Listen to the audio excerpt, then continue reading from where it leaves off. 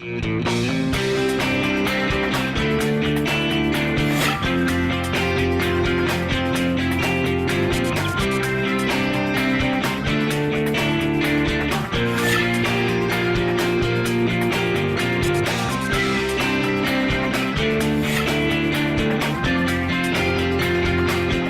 everyone, I'm Kristen Oaks-White. And I'm Avery Davidson. Thank you for joining us for This Week in Louisiana Agriculture, the only TV show bringing Louisiana farmers and consumers together every week. Well, everyone knows Louisiana is a major producer of sugarcane, but there's another type of cane that's important in this state, and its loss could affect everyone. It's called Roseau Cane, and it grows in the marshes along our coast in thick abundance. However, insect pressure is killing it off.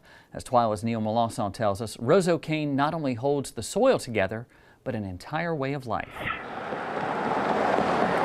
A lot of people describe the end of Highway 23 here as the end of the earth. Here at the mouth of the Mississippi, there's definitely more water than land, and for folks like Earl Anderson, it's a way of life.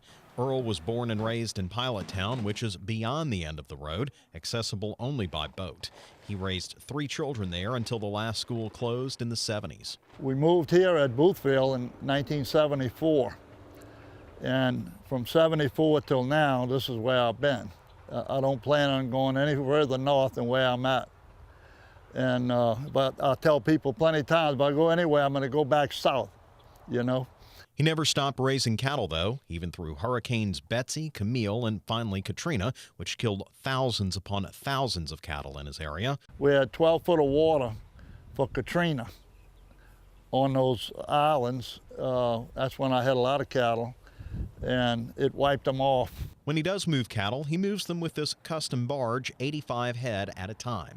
He's really not concerned with the storms these days, having found ways to fence them in on higher ground. It's finding that ground that's the problem. The main culprit is Roseau Cane scale, an insect that's destroying the marsh grass which holds the soil together down here.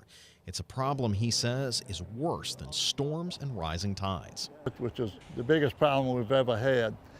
I have never seen anything like this growing up here, and I've never seen any roseau that died as bad as it did right as it's dying now. Where I'm at right now, if these roseaus hadn't died in the front already, you would hardly ever be able to see me back this far.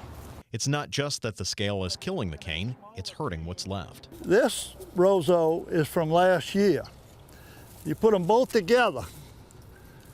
This one is half the size of this one. It's a problem that threatens not only the cane, but a way of life, one that Earl Anderson says he will never give up. You know, I love this parish, and I'll do anything I can to try to help any way that I can do. There are several different ways that insect scale can be controlled. The first is by insecticide, but since there's more than 300,000 acres of cane across these marshes, it's not only costly, but difficult to apply. Second is by burning it, but there are a lot of pipelines in that area carrying flammable products. And finally, LSU researchers are looking at a couple of natural ways, including a parasitic wasp that feeds on that scale, as well as scale-resistant cane. And guys, you know, this is, as you saw in the story, this guy, Earl Anderson, is just devoted to this way of life. It's been his way of life the entire time he's been down there. His son is taking it up. And you can see his story is very similar to every farmer that we've talked to. He does it because he loves it. Every day he wakes up, he puts his boots on the ground, and he's doing what he wants to do from sun up to sundown, and he just doesn't want to abandon that area, and I don't blame him. Yeah, it's not often that you hear about someone who was born in Pilot Town. No, you and doesn't want to move any farther north than Boothville, Venice. Yeah, you know? yeah, that's... So he considers that up north from where he is. Wow. You know? But I know that this is an issue that's really near and dear to your heart, saving Louisiana's coastlines. What do you see them doing in, I guess, in addition to this, saving this Roseau Cane? Well, first off, let me just say that one of those natural ways is LSU researchers, Dr. Jim Cronin, for instance, has gone around the world and saw how after 5 years or so that when he started looking at it, it kind of burns itself out, that resistant cane starts to come in. The question there is whether or not we survive that long to get to that point. How much soil erosion happens because of all that cane dying off and that kind of thing. So there is a solution coming. It's just, do we have enough time? Exactly. Well, exactly. I appreciate you bringing this to our attention. Thank you, Neil Melancon.